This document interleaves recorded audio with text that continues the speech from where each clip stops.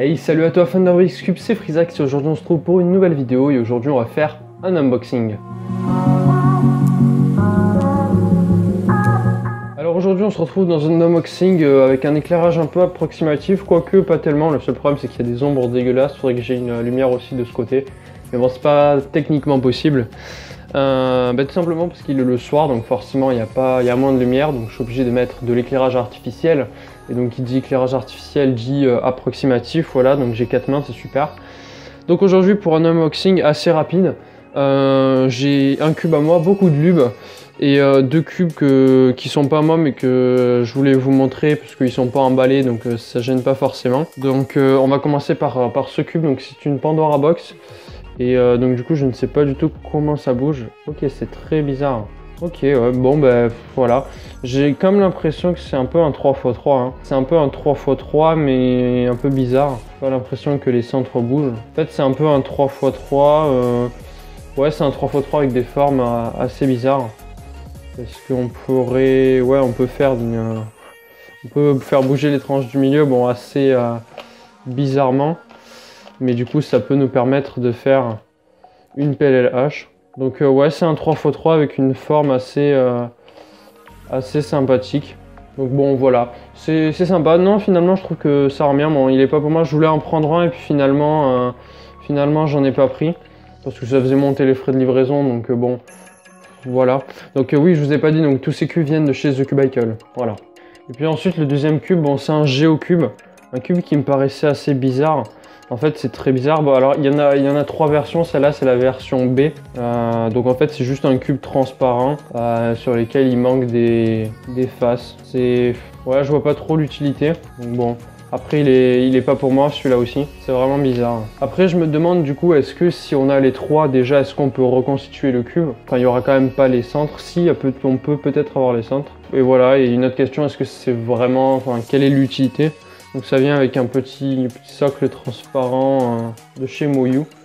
Donc bon voilà. Ensuite, donc ce que j'attendais le plus sur ce colis, donc c'est cette petite boîte. Bizarre au premier abord, mais qui va renfermer en fait pas mal d'accessoires en quelque sorte assez sympathiques. Si on arrive à l'ouvrir sans tout casser. Qui renferme tout simplement une quantité incroyable de lubes, effectivement. Alors donc ces lubes, alors j'ai commandé effectivement plein de lubes, oui. On peut dire ça. Alors pourquoi tant de lubes? Ben, je me pose aussi la question. Alors au début je voulais prendre une commande sur The Cubicle. Je voulais prendre du Angstrom, donc du X et du V.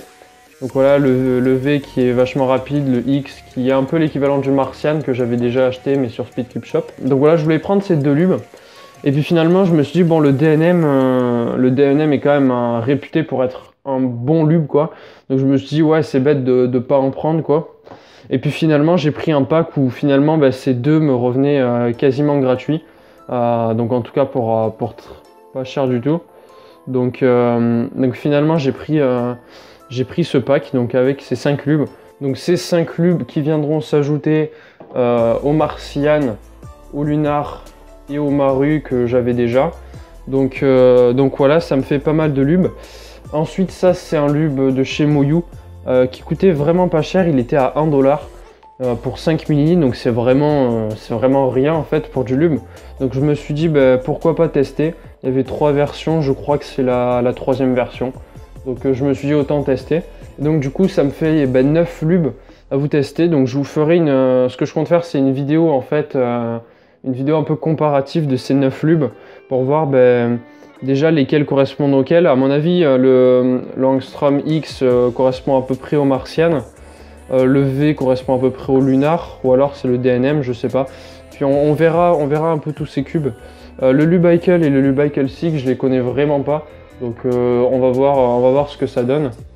Et puis ça c'est un peu de DNM 37 qui n'est pas pour moi. Donc voilà, donc on va faire un peu un comparatif de ces 9 lubes pour voir lequel est le mieux. Et donc voilà. Et donc pour terminer cet unboxing, j'ai acheté un Little Magic. Je voulais un 3x3, de préférence black. Et puis le Little Magic s'est montré à moi, il s'est jeté vers moi.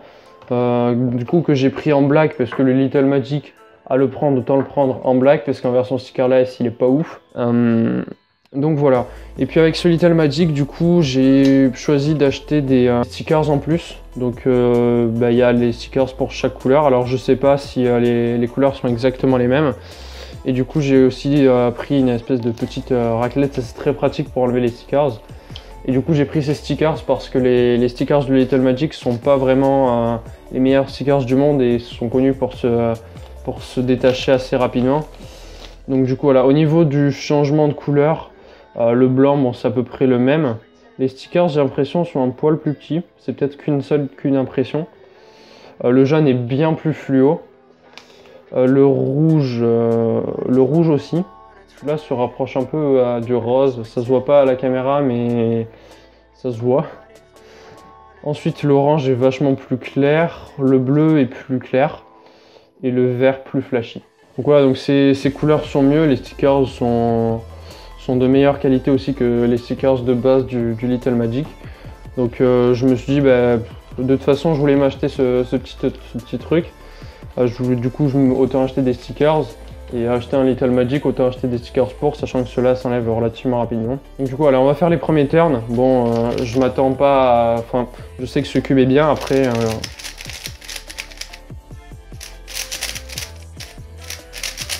Alors pour rappel, il coûte moins de 2 $, je crois. Le corner cut est vraiment bon. Les pièces, je sais pas quoi elles ressemblent. Ouais, elles ont l'air assez fines. Et au niveau des coins... Ouais, au niveau des coins aussi, les pièces sont relativement assez fines. Le cube est lué. On va faire 2-3 solves et puis je vais vous dire ce que j'en pense. Non, le cube est très bien. À mon avis, une fois magnétisé, il peut être excellent. Je vais sûrement le magnétiser. Quitte à le setup, à changer les couleurs, autant le magnétiser.